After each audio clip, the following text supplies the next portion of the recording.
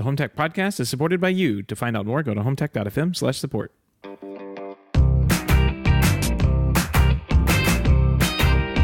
This is the Home Tech Podcast for Friday, May 31st from Denver, Colorado. I'm Jason Griffin. And from Sarasota, Florida, I'm Seth Johnson. Jason, what is going on? I am, I'm looking forward here. We've got WWDC coming up, Seth. That's been heavy on my mind. All right, so heavy on your mind. Is it heavy on your wallet? Are you ready to do some betting on this? Because we got to do our bets. All right. We're going to get into some wagers here. Yes. All right. We typically cluster around that HomeKit. Like, and is HomeKit gonna even get mentioned? That's right.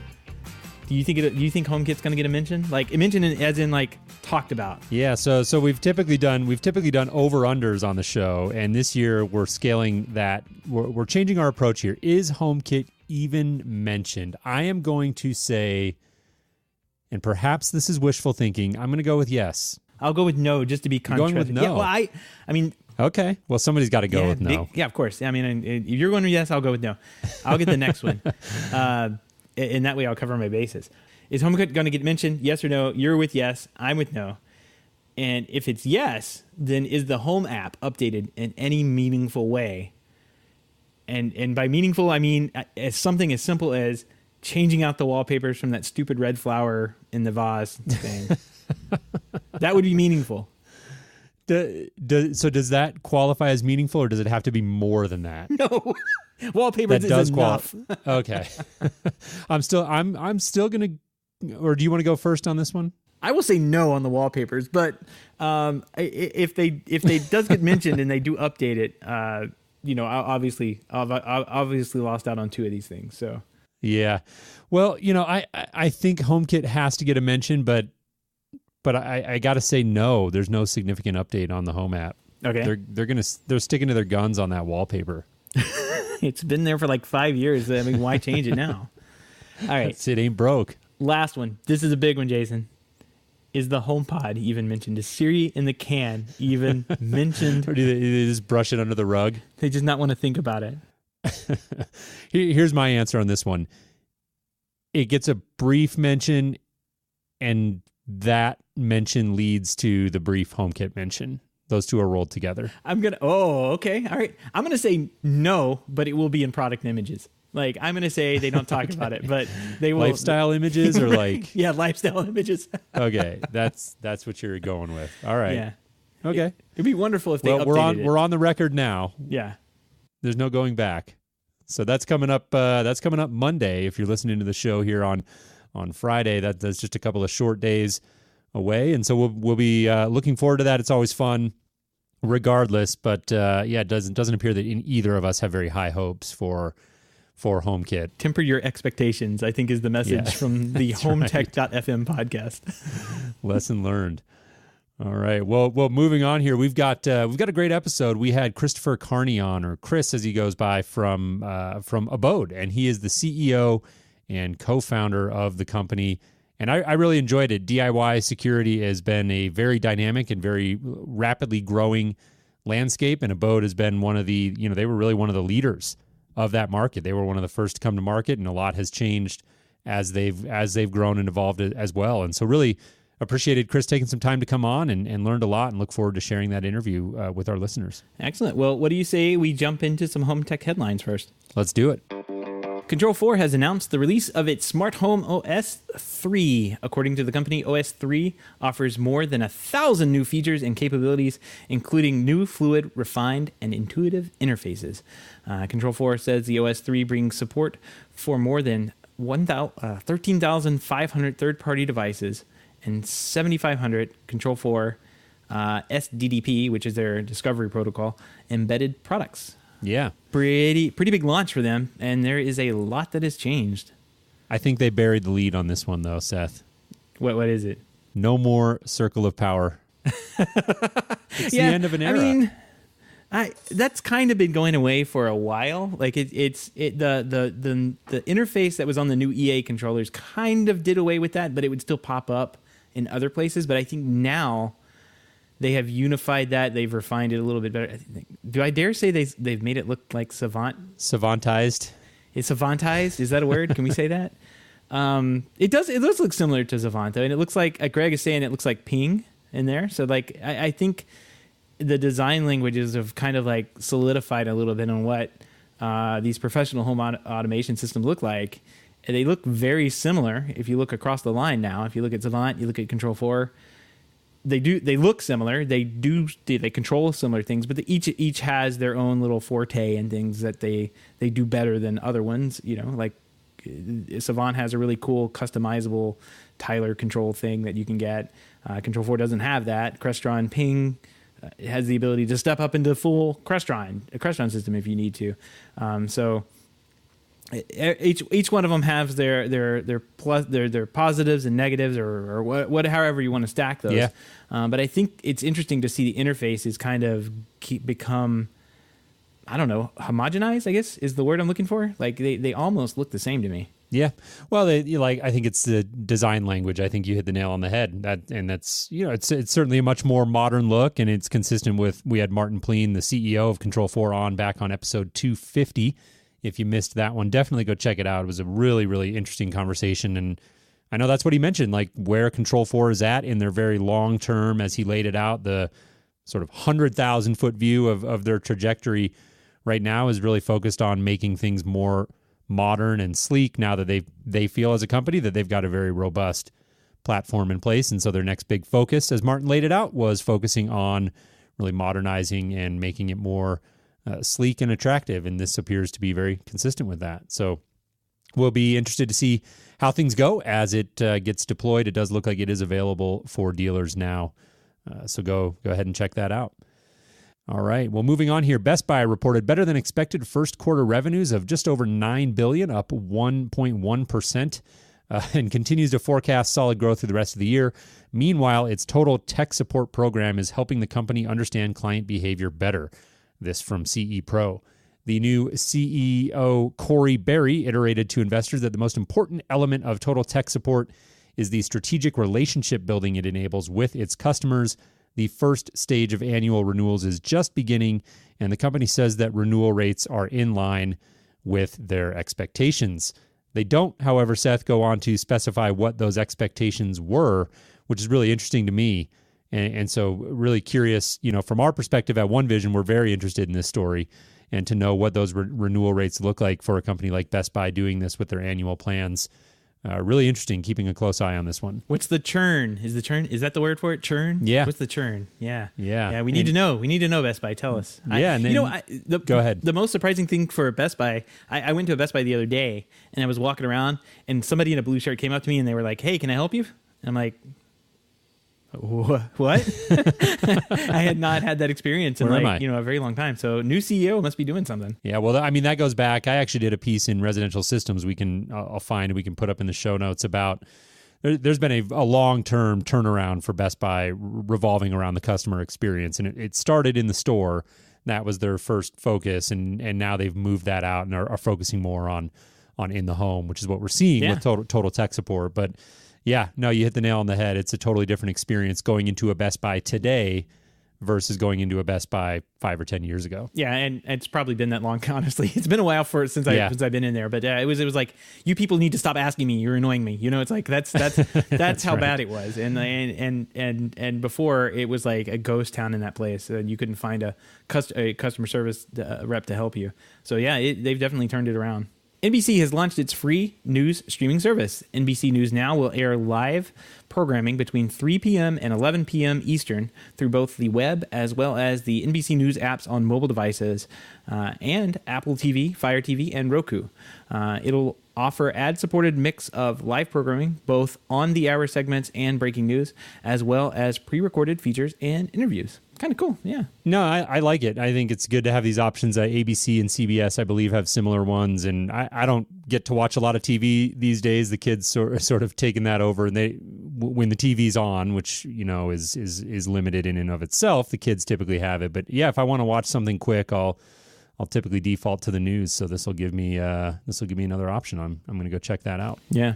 Moving on here, Hubitat unveiled the new Hubitat Elevation mobile app, which aims to provide customers with key features, remote access, presence detection, and push notifications, and help Hubitat users, quote, elevate their environment, end quote. The Habitat Elevation mobile app is now available for iOS in the Apple App Store and for Android devices in the Google Play Store. It's an app.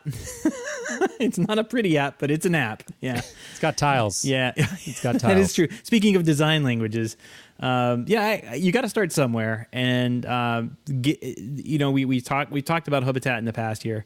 They didn't have an app at all. And now they have one. And I'm sure now that they have it out and existing, they can iterate on it, just like Control 4 has done over the years, and make the interface a little bit better. But yeah, it's not a pretty app, but it is a functional app, I guess is what they're going for, right? Yeah, got to start somewhere.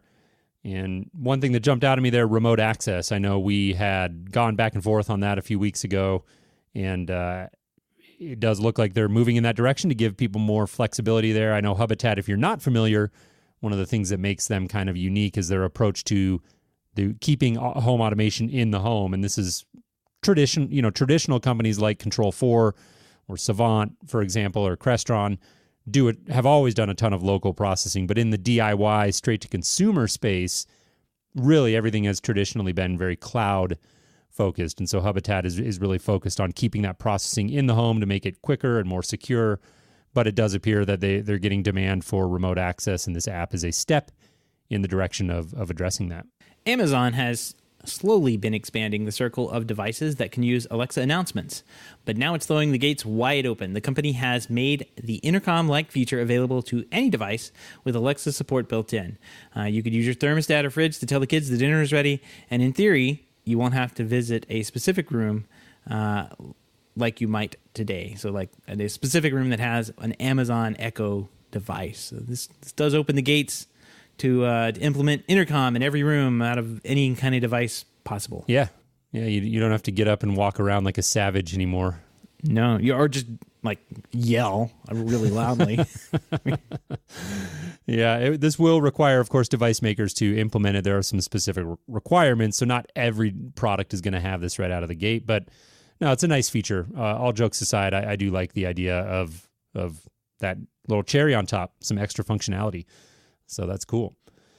Moving on here, an updated Ecobee thermostat and sensor is expected any day now, and thanks to Lowe's, all has been revealed. This from Dave Zatz, doing what he does best and getting the scoop. The new model will improve upon its predecessor by swapping the plastic display for glass, plus enhancing wireless capabilities with dual-band Wi-Fi and Bluetooth. Beyond those hardware enhancements, integrated Alexa capabilities will more closely mirror first-party Amazon hardware with calling, drop-in, and messaging. Speak of the devil. Yeah, there you go. Hey, it's good to see it happening, because I mean it makes sense.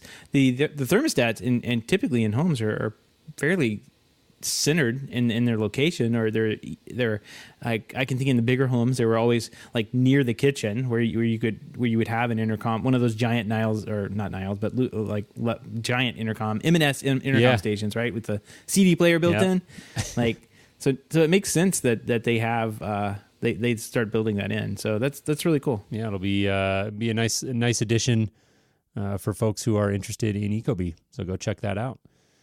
That'll do it for our headlines. We're going to jump into our interview here with Chris Carney from Abode very shortly. But before we do that, we want to mention all of the links and topics that we'll discuss on this episode can be found in our show notes at HomeTech.fm/260. That's 260. While you're there, don't forget to sign up for a weekly newsletter. We'll send you weekly show reminders and other occasional updates about all of the great things going on here in the world of home tech. Again, that's HomeTech.fm/260. Don't forget, you can join us in the chat room live Wednesday starting 7:30 p.m. Eastern. You can find out more at HomeTech.fm/live. And my gosh, look in the chat room, Jason. That is a new tone intercom that Greg took a picture of today. And look at that. It's got a tape deck built into it. That is a thing of beauty. That is a gem right there. I love that Greg took a picture of it. Look at that wood grain. Beautiful. The finish on it. They don't make them like they used to. I like how it still has the BASF tape still in there. Like, it's ready to go. Probably still works. Yeah. Well, you can't break these. Yeah, exactly. All right. Well, without any further ado, Seth, what do you say we jump into our interview with Chris Carney from Abode? Hey, Chris, welcome to the show. How are you? I'm doing great, guys. How are you? Doing very well. We're excited to have you on the show and to dive in and do a deep dive into Abode and learn really what you guys are all about. We look forward to that. But before we jump into that, we'd love if you could share just a quick sort of personal introduction with our audience and talk a little bit about your background and what brought you to the point where you are today. Perfect. Yeah. So I actually come from a home security background. I had worked for Tyco and ADT for about 15 years prior to starting Abode. And so, working there back at that time, it was kind of pre the interactive services type solutions that were coming into the space. And at ADT, I was actually on the strategy team that helped develop the Pulse solution, which became the Pulse solution. And so I was able to kind of see the various technologies that were out there. And then I moved out to California for a business that ADT purchased in the software space for their commercial business. And just had a bunch of ideas of what we wanted to do with that business, and the management team wasn't really aligned. So I said, I'm in Silicon Valley. I know what I want to do, and I'm going to try to, disrupt the traditional model and create a company that, I'm really passionate about in the space, is really try to give people the ultimate customer experience, while staying true to the kind of the professional grade technology. So that's kind of what Genesis of Abode was all about. Yeah. So sort of that founding vision, you would say revolved around maybe some of the frustrations or limitations associated with that sort of entrenched model. Yeah, exactly. So the long sales process, sales and install process, the business model around, tying people to the long-term contracts, and then really the whole interactive piece, which really still, at the time back in 2013, it still wasn't, really fleshed out yet. So we wanted to make a very open solution that you could interact with these other, products that were starting to come on the market at the time. Nest had just really come out, and they did the deal with Google, I think in 2014, which was, we had already kind of gone down the path of building our system, so we were kind of pre them, at least becoming their solution that it is today. So we had that idea back then, and really, it's kind of, as you guys know, it's taken off tremendously across multiple of the big guys entering the space. So yeah, absolutely. And we'll get into talking about getting some of your thoughts on the broader landscape here before the end of the interview. But let's sort of zoom in and talk about Abode specifically first. And for anyone who hasn't completely picked up on it or isn't totally familiar, give us a quick overview, if you can, of what Abode really is about today and what makes you guys special or unique in what you yourself alluded to as a very growing and dynamic market. Sure. Yeah. So the first thing we decided was we wanted to make this all about the customer. So it's every decision that we make in our business is really putting them first in the process. So the what kind of makes us a little bit unique and special is, and when customers buy our product, it's, you guys check all the boxes. So we try to provide that professional grade home security to start, but then also allow people to add other devices to the system, whether it's the different categories of garage door openers, lights, thermostats, all around the smart home to make that a true experience for a customer. We also bundle in very, very reasonably priced plans and make it very easy for the customer to consume. We have, I believe, one of the only products on the market today in home security, which we dub our on-demand monitoring, which allows customers to purchase monitoring for small increments of 3 and 7 days, which is very unique.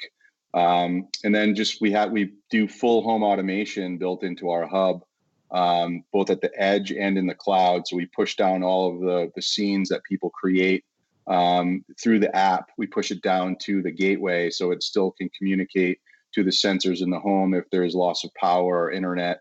So you can still unlock your doors if you come home and your system's down. It still works over cellular, and you're still able to unlock your door, turn on your lights that are battery operated. So it was really just meant to put the customer in control of all decisions and give them a really good experience and flexibility. And that's what we see a lot of people coming over to us from the traditional channel is, you guys provide us flexibility. I don't need to pay for monitoring and install the product for them. The on-demand thing is a pretty cool idea. There's a lot of good ideas. I'm actually, while you're talking there, kind of going through the website and trying to buy a system, and it's a very straightforward. Like there's a little wizard there at the very first page that you can click on. It's one of the most straightforward, things that you can do for. When I was selling security, I wish I had something like that just to take in information. Oh my gosh. Yeah, we do that because we realize that like a lot of times people wanted to talk to us prior to, even though we have like we go more towards the DIY crowd, you still have people that have like a few extra questions or things that they want. So we've created this wizard that allows people to give us a really good idea of the system and the size of their home and how many things that they're looking at to buy. And then we provide them the ability to have us call them, email them, or they can go right to their cart to purchase. And we find that a lot of times people just have that one last question that they want answered, and we're able to help them and get them through the sales process. And then what we added this year is an integration into HomeTech, which is which is a way for us to help people that don't want to install it themselves. So we call it the do it for me service from us, and so we offer it straight through HomeTech through the buying process. They can check out and choose that professional installation as a SKU at the very end, and then HomeTech will kind of follow the delivery and make plans with the customer that best suits them to come out and install the product for them. Very neat, very neat. So let's talk a little bit about the product that you have. Obviously, there is a centralized panel type product that's kind of like a hub. Mm-hmm. Let's start with that and kind of go out there for the accessories that you can get. Yeah, for sure. So the first hub we came out with basically had so it was Z-Wave, Zigbee radio, a 433 megahertz radio that provides very long range for our security sensors.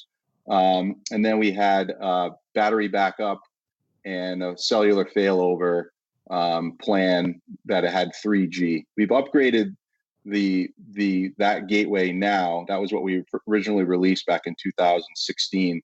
We now have a 4G cellular, which future-proofs the product quite a bit.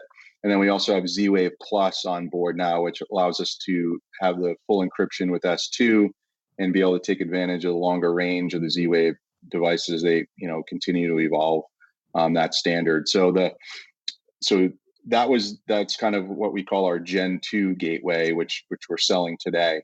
And then we also released a gateway very similar to that, and it's our all-in-one product. It's called IOTA. And so that gateway is similar in functionality that I just described, but it also includes a 1080p camera on board, two-way voice, and it has a motion sensor and a light sensor. And so that one is more for like a smaller environment, an apartment, or something where somebody can just have a plug-and-play system. It can also connect to all of our devices, which I can go through in a second, but then connect into all these third-party devices as well. So if you just had an apartment that had one door, you could get a door lock, a light bulb, and a thermostat for like Ecobee, and then have a full smart apartment with basically one security device. You could have professional monitoring, at small bits at a time with that as well. So really, it was it's also earmarked potentially for the aging in place population. So people that, want to have adult children in other places that just want to look after someone, you can know whether or not they moved, you can speak to them through the two-way voice, have a panic button attached to the system, and you have a full blown, aging in place kind of hub in place for them. But we do have an accessory product line that goes across the full breadth of, security devices. So things like motion sensors, glass break sensors.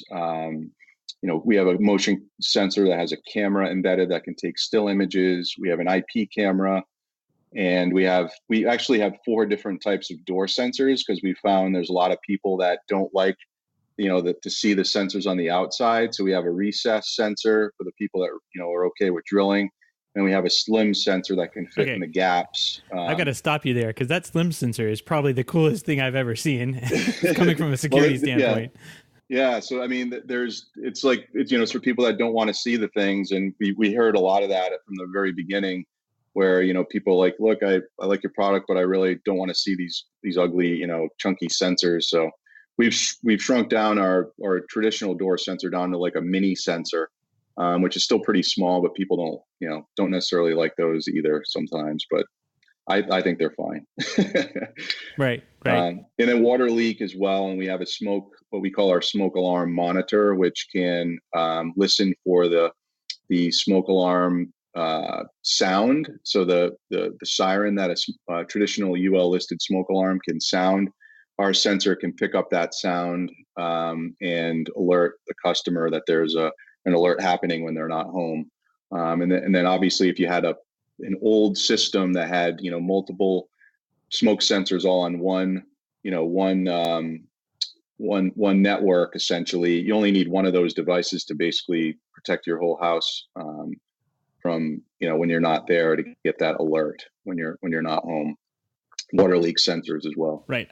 I want to loop back around to one of the things you mentioned there that you added into the second gen gateway, which is the S2 security. Can you go a little bit into that, and what is the advantage on the S2 security stuff? So as far as I know, I know that there's longer range on the Z-Wave devices that are on the 500 series chip of Z-Wave, which is that a Z-Wave Plus. Yeah. And then there's also the encryption is stronger with the S2 when that's on an enabled device that has the S2 on the other end. So it's just around the higher encryption level as well as range and battery life, I believe, are the upgrades on Z-Wave Plus. And since we're talking about security systems, this is probably a good thing to have that extra bit of security added in when you're using those Z-Wave sensors. Yep. Cool. Well, I want to jump in here because obviously we're talking radios. I know you've got Zigbee and Z-Wave built into there, and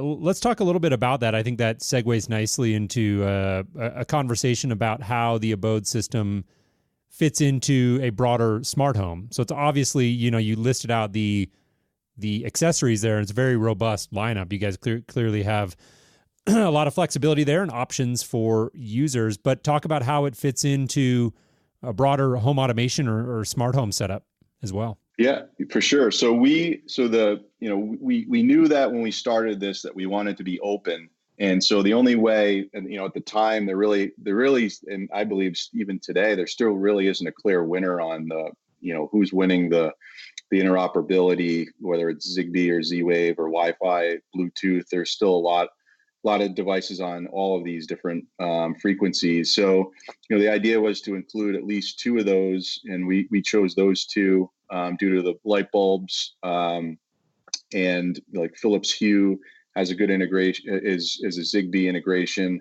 and a lot of the light bulbs that were out there. And then Z-Wave really kind of hit the door locks and the light switches and the garage door openers, and then. So we chose to include both of those to keep this thing as open as possible and give the customer the ultimate choice in what they wanted to add.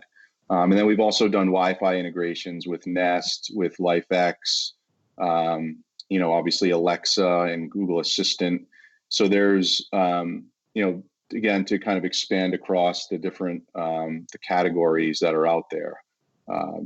We just think it's important. And then a lot of these things work with our automation engine.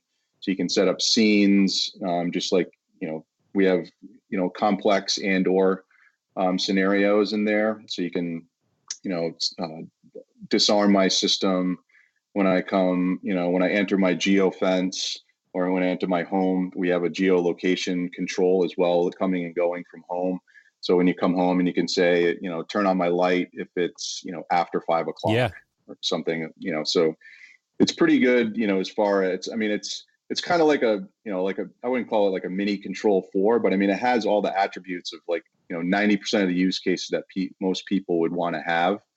You can capture it with our hub to be able to do all these things. Yeah, and I saw that on the website, and I think you guys have done a good job there on the website for people who are curious to go check that out. I think you guys call it Q Automations, I believe, and you've got a really nice, it looks like visual interface with a fairly robust, like you mentioned, logic engine, so you can do kind of win-then scenarios, which a lot of people are very familiar with now. And so talk a little bit about that, the sort of interface for end users and how all of this is set up. How have you guys developed that? Yeah. So, we again, trying to keep it in line with like putting the customer there, and try to make it as easy as possible.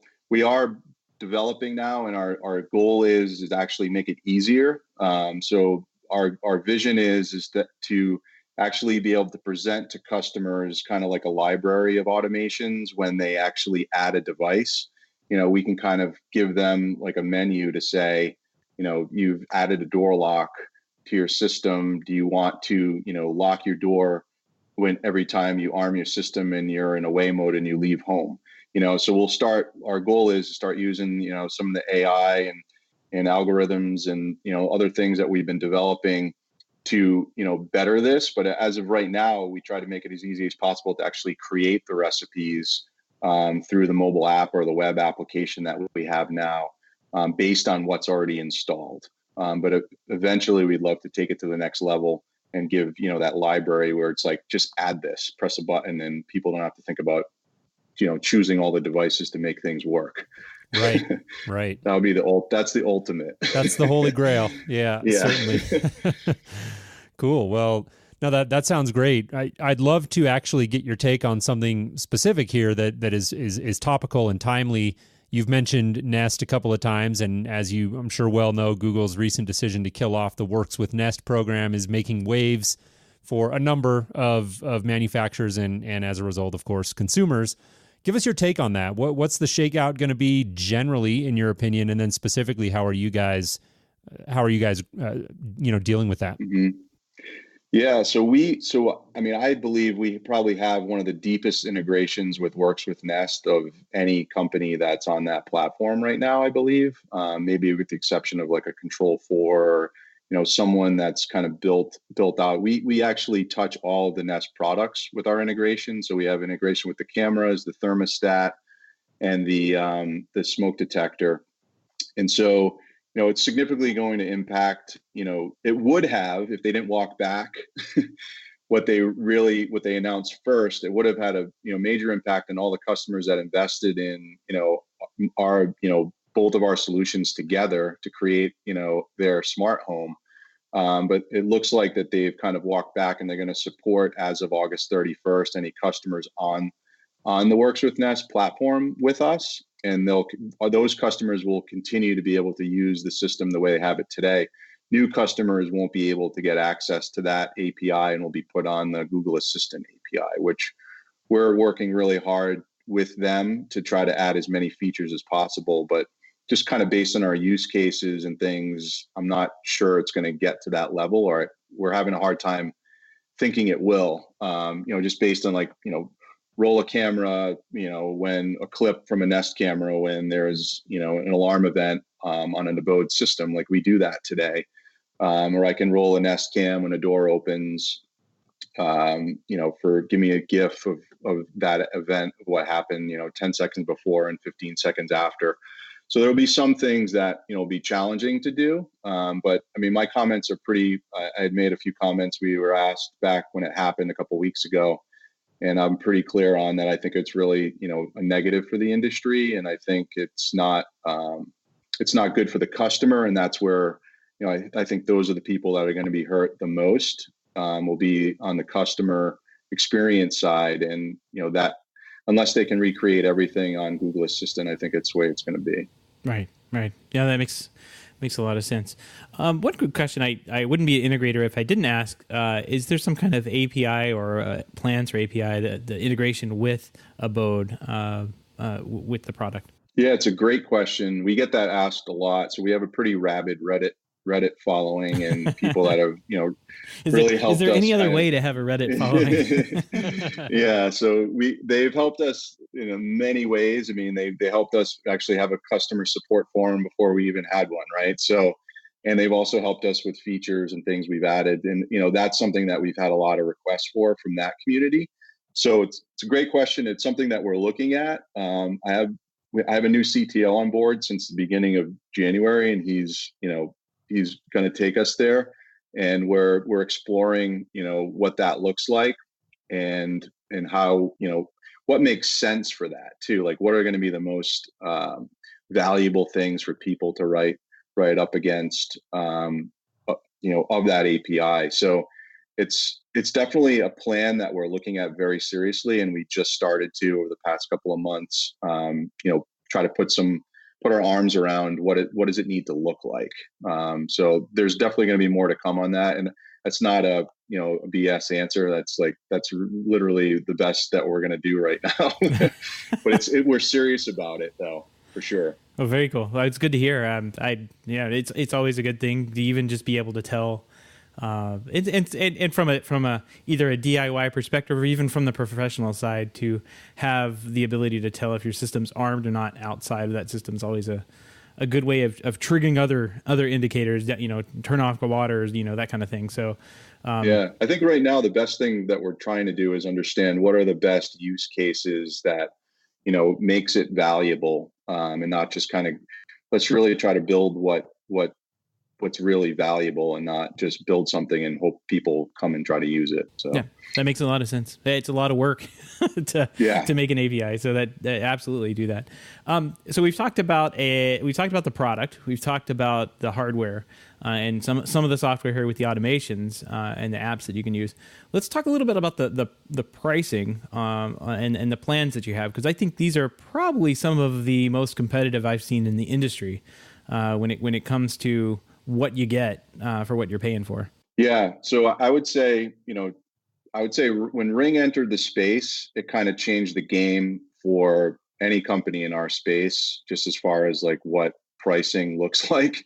So if you wanted to remain competitive, it was something that we felt like we needed to kind of adjust. So we've definitely come down on pricing, and it's really as a direct result of, wanting to, stay in this game and, go up against, an Amazon owned company. Right. So we definitely have, I believe, the most, robust, plans for what you get. Like you said, like everything that we've packaged up, I feel like is the best value for people, but we're kind of invisible in some cases where, Ring gets a lot of the press because they have the money to put their name in the press a lot better than we can. And Simply Safe, they're also spending a lot of money, but they're very, very limited on what their solution can do versus ours. So, I think our challenge is to get more visibility and show people what we have. And then, I think we'll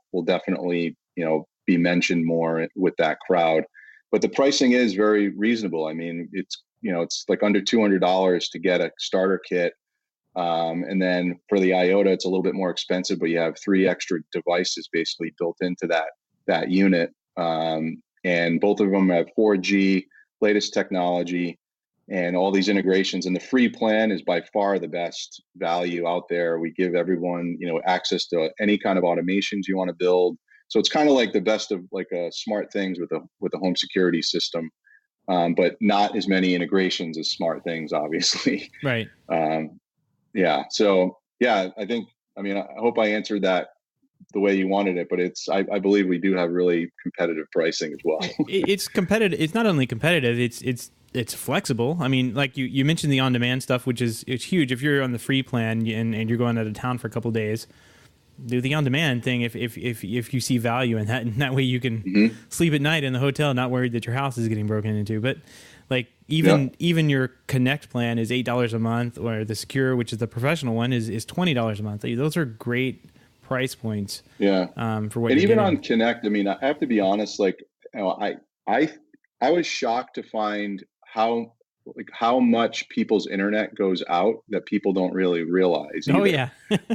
Because we analyze the data that our cellular system uses, and I would say literally 80% of the people that are on the Connect plan are utilizing this cellular backup on a monthly basis. To some extent, there's some data being driven there. So that means that a lot of people don't realize that their internet's going out for bits of time. And if you had an alarm, event, and you're on an IP-based system, you're not covered. So it's really, it's a lot more important than I think. And we don't really market it that way, but as I've been learning more and more about, the cellular connection as a failover, it's pretty important. And it's, like you said, it's pretty cheap. Right. We Jason and I both are kind of involved in the what they call the RSM industry, where we do the remote systems management, I believe is what it is. And we have these little devices and software packages that we put in to monitor the devices on the network. But as a benefit of that, you get to know when the internet goes down. And I'm just getting notices today from clients, that their internets are going down. And why? Who knows? Who knows why? But 10, 15 minutes, it's down, and then it comes back. But like you said, if you were... So you guys you're seeing the same thing then, essentially, right? Yeah, all the time. Yeah. No, it's very, very typical. And yeah, like Seth mentioned, we a lot of professional integrators will put these devices in, and they monitor connectivity and status of various home automation devices. But yeah, I've had a whole lot of experience, and even some recently in my home where I was having some internet issues, and it really helped me sort of zero in on a bad modem is actually what the issue was. But coming back to that. I'm wondering, go ahead.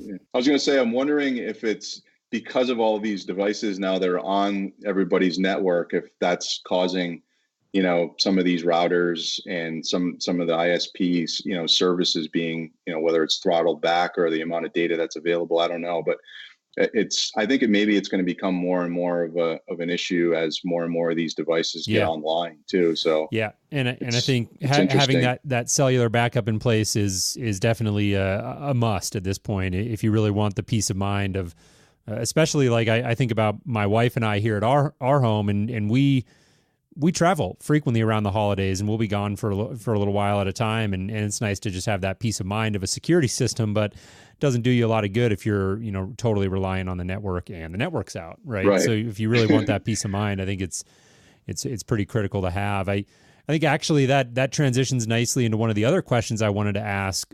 Speaking about peace of mind, what is sort of ongoing service and support options do you offer for users, like especially as you start getting into smart home use cases and things like that? That's that can definitely be an important factor. So what do you guys? How do you guys approach that? Yeah. So today we cover chat, email, and phone. So we're covering all three, and we see probably 60% of our inbound cases are essentially coming in from a pre-sales perspective. So people asking questions before they buy, which it's a pretty good size number. And then the remainder are your typical, they're probably split between account, billing, logistics, like tracking orders and things like that. And then the remaining, 20% are technical support, true, technical support issues. So we cover them on all three of those platforms today. And I don't have the exact hours, but I believe we're 7 days a week on support. And I think we go until 8 p.m.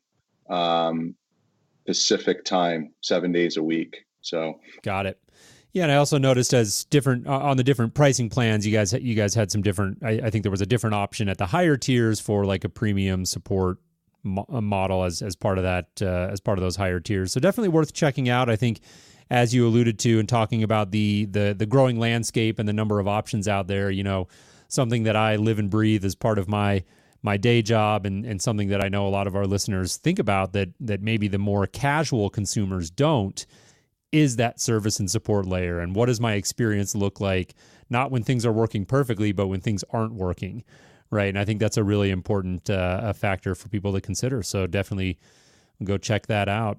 As we start to butt up against our time here, I did want to zoom back out and talk about the growing DIY security landscape. This is really a category, frankly, that going back 5-6 years really hardly existed, if at all. And I think now it's one of the more popular areas, and a lot of different options out there. And talk about some of the challenges and opportunities that you guys see as a company and for consumers as well with this growing number of options out there. Yeah, so I mean, it's definitely changed the entire landscape, like you said. And I was at an event in San Francisco this past week, last week, called Connections, run by Parks and Associates, and I was on a panel for this exact topic.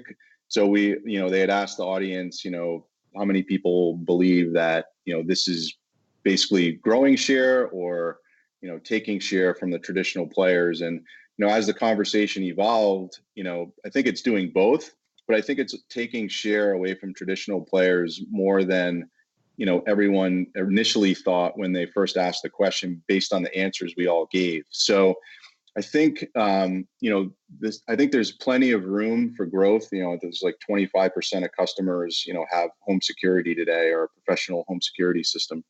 So I think there's definitely room to grow that pie bigger.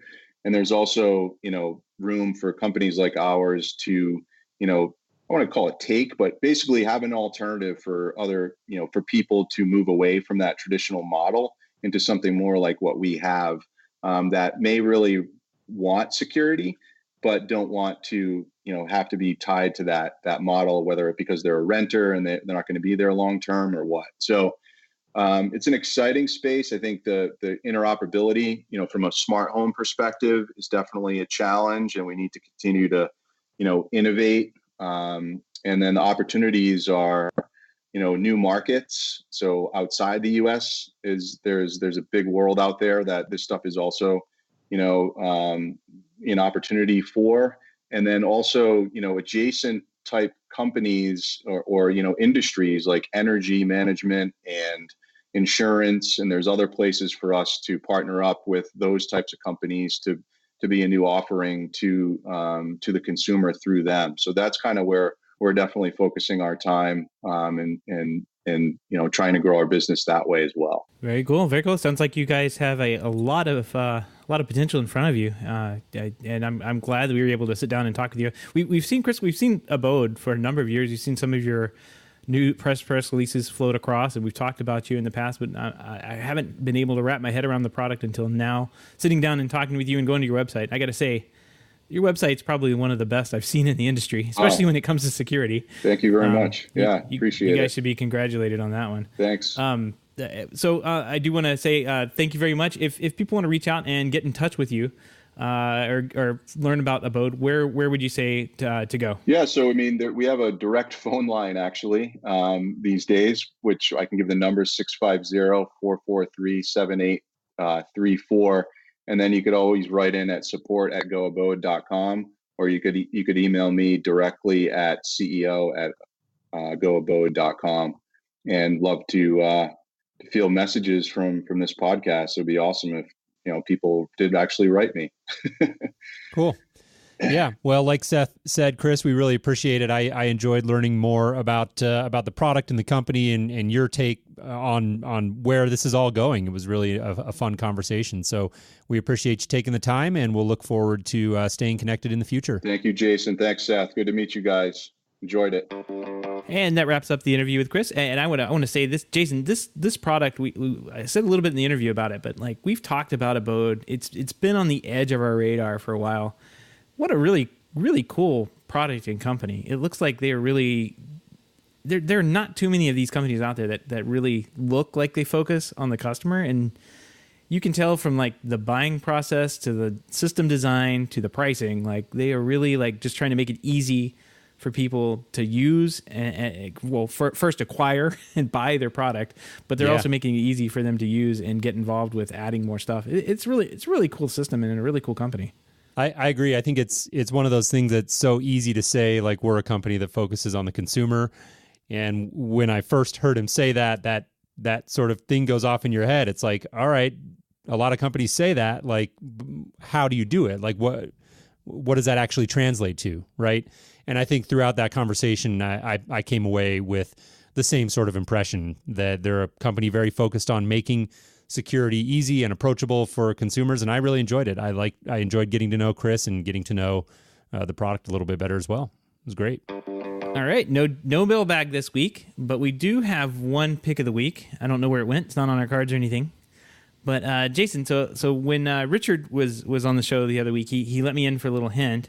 He said that the Smart Home Show would be coming back, and Mike Wolf, as you know, was the previous host of the Smart Home Show. Mike's been really busy in the kitchen space, but he decided to hand it off to both Richard and Adam Justice, both good friends of the show and supporters of the show, actually. So really cool. The Smart Home Show is back. If you don't know, like sometimes when these shows end, like you go through and you clean out your old feeds in the podcast app or whatever. You just delete them out and you don't go back and ever check. If you've done that with a Smart Home Show, go back. There's 2 episodes in there now. They've had 2 episodes released, and I'm pretty sure they have a WWDC episode in there. There's no website yet. There's nothing really to point you to other than like just searching for it on your podcast app of choice. But that'll get those 2 episodes back in there if you're already unsubscribed. If you have been listening, it's a pretty good show. So check it out. Cool. Well, yeah, I'm excited to hear about this. Mike did a great job with that show. I always enjoyed it, and he's since gone on to really focus on the kitchen, smart kitchen, like you said. And I think he's doing some amazing work in that space. But I'm excited to see the Smart Home Show, somebody sort of pick up the banner. And I think Adam and Richard will do a great job with it. Both friends of the show. I'm a big fan of the work that they do on their individual respective podcasts. Adam has the Connected Home Show, and Richard has the Home On podcast. Both really, really excellent podcasts. If you're a fan of this show and haven't checked those out, definitely encourage you to do that. And now the Smart Home Show as well. Make sure that one is in your feed. I'll be really interested to see what Richard and Adam do with that show. Yeah, and Mike has not written a book. No matter what you think, Mike has not written a book. It's a completely different Mike Wolf that I cannot imagine being named Michael Wolf and being one letter off from like someone who's like writing books that are politically charged, like in this day and age. Like, can you imagine? His feed is just his go look Twitter's at it. Getting blown up. Yeah, what is this, Fire and Fury or? Yeah, and he's got a new one coming out like in the next couple of days about Trump again, and it's just like, oh my gosh, you go and look at Mike's feed, and it's just like mentions of people really mad at him, and he's like, I do smart kitchen stuff, It's like, wrong Mike Wolf. I didn't wrong guy. That's a bummer.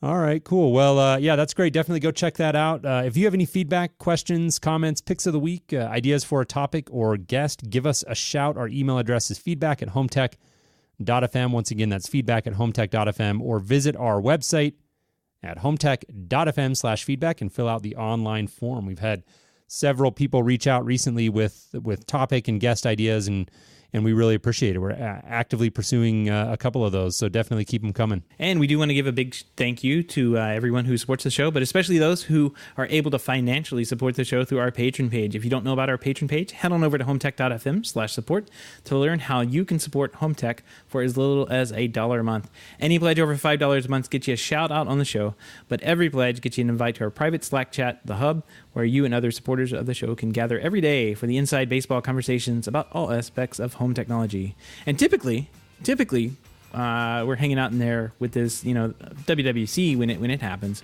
and these live events. We're in there, messaging back and forth and it's a ton images. of fun. Yeah. No, that's always a blast. If you want to help the show but can't do it financially, we definitely get that. We would appreciate a review on iTunes or in your podcast app of choice. Those reviews definitely help more people find the show, so please take a moment to do that. We would really appreciate it. Well, that wraps up the show this week, Jason. Pretty good show, pretty good interview. It's good to get back in the interview saddle again. Yeah. Trying to look for some more guests here more consistently in the months ahead. It's definitely a lot of fun to get those different perspectives on the show. I agree. Yeah, absolutely. Well, that wraps up this week. Jason, I hope you have a good weekend. All right. You as well. Take care, Seth. See you next week.